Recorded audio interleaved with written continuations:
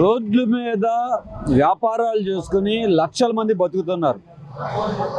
మేము 20 లక్షల ఉద్యోగాలు ఇస్తాం, 50 లక్షల ఉద్యోగాలు ఇస్తామని ప్రభుత్వాలు నాయకులు మాటలు చెప్పడం తప్ప వాళ్ళకి ఇచ్చింది ఏమీ లేదు. వాళ్ళ సొంత కాళ్ళ మీద వాళ్ళు నిలబడి అప్పులు చేసుకుని వ్యాపారం చేసుకుంటా ఉంటే ప్రభుత్వం చేతనైతే ప్రోత్సాహం ఇవ్వాలి, కానీ వాళ్ళ కాళ్ళు నరుకుతూ ఉన్నారు. ప్రతి నెల పోలీసులు ప్రతి హాకర్ దగ్గర పిటి కేసు అనే పేరుతో 500 రూపాయలు, అంటే నెలకి 6,000 రూపాయలు, కోట్ల రూపాయలు రాష్ట్రంలోనూ విజయవాడలోనూ పోలీసు శాఖ ద్వారా ప్రభుత్వం ఖజానా నింపుకుంటుంది. అంటే వాళ్ళ జేబులు కొట్టేయడమేది.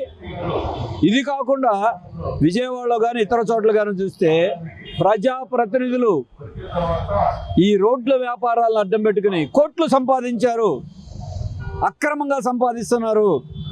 వ్యాపారం చేయాలంటే డబ్బు, తీసేస్తామని బెదిరించే డబ్బు లక్షలు వసూలు చేస్తున్నారు. రోడ్ల మీద బళ్ళు కూడా అమ్ముకుంటా, స్థలాలు కూడా అమ్ముకుంటున్నారు. ఇంతకంటే దిక్కుమాల పరిస్థితి ఉందా? చంద్రబాబు నాయుడు గారికి తెలీదా? మీ కూటమిలో ఉన్నటువంటి ప్రజాప్రతినిధులే పాల్పడతా ఉంటే మీరు ఏం చేస్తున్నారు? చిన్న వ్యాపారులను గాలి కుదిలేస్తారు, రూల్స్ అని చెప్తారు. కానీ అదే ప్రభుత్వం విజయవాడలో లూలు మాల్ వాళ్ళకి 4.5 ఎకరాల పాత బస్టాండ్ స్థలం అధికారయుతంగా కట్టబెట్టారు. వీళ్ళేనో అక్రమంగా వ్యాపారం చేసుకునే వాళ్ళ చిన్న వాళ్ళు రెక్కాడితే కానీ డొక్కడినాళ్ళు, వాళ్ళకి మాత్రం విదేశీ బడా కంపెనీలకు అప్పచెప్తారా? ఏంటి వాళ్ళ ప్రభుత్వం చేసేది? రుణాలన్నీ ఎవరికి ఇస్తున్నారు?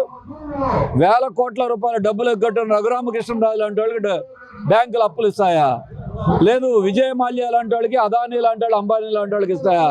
వీళ్ళకి ఒక్కటైనా ముద్రా లోన్ అంటారు, స్వానిధి అంటారు, లేదు కాల్ మనీ మీద అంటారు. మళ్ళీ ఆ కాల్ మనీ కూడా రాజకీయ నాయకులు, అధికార పార్టీల నాయకులే. మరి వాళ్ళ బతుకులేంటి? కనీసం వాళ్ళ గుర్తింపు కార్డు కూడా ప్రభుత్వం ఇవ్వకపోతే, చట్టాలు అమలు చేయకపోతే ఏమవుతుంది? అందుకే వాళ్ళ తరపున ఎర్ర జెండా నిలబడతాం.